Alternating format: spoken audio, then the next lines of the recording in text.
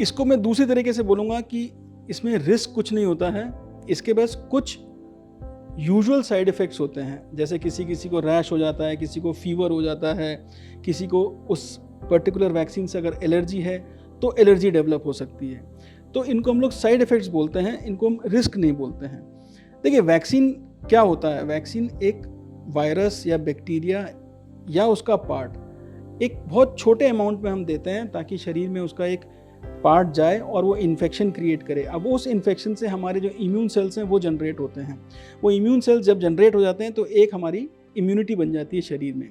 तो उस इम्यूनिटी के प्रोडक्शन के दौरान हमें फीवर कभी कभार हो सकता है, कभी उस लोकल एरिया में रेडनेस या रैश प्रोड्यूस हो सकता है, लेकिन ये एक यूजुअल साइड इफ़ेक्ट्स में गिना जाता है। इसका कोई रिस्क नहीं होता, ऐसा कोई मोर्टेलिटी रिस्क या इसकी वजह से बीमारी हो जाए ऐसा यूजुअली कम ही देखने को मिलता है। और कई लोगों में ये भी भ्रांति होती है कि भाई मुझे तो फीवर हुआ नहीं, ना मेरे रैश हुआ, ना मेरे लाल हुआ, तो क्या ये वैक्सीन काम करी है कि नहीं करी।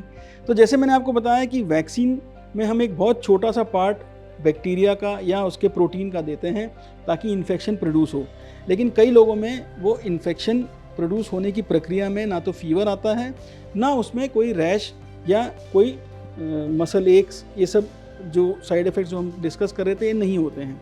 तो ऐसा नहीं है कि वैक्सीन ने काम नहीं किया या आपकी एंटीबॉडीज़ नहीं बनी। ये हर आदमी का रेस्पॉन्स अलग अलग होता है उस पर्टिकुलर बैक्टीरिया का या उस पर्टिकुलर वायरस का।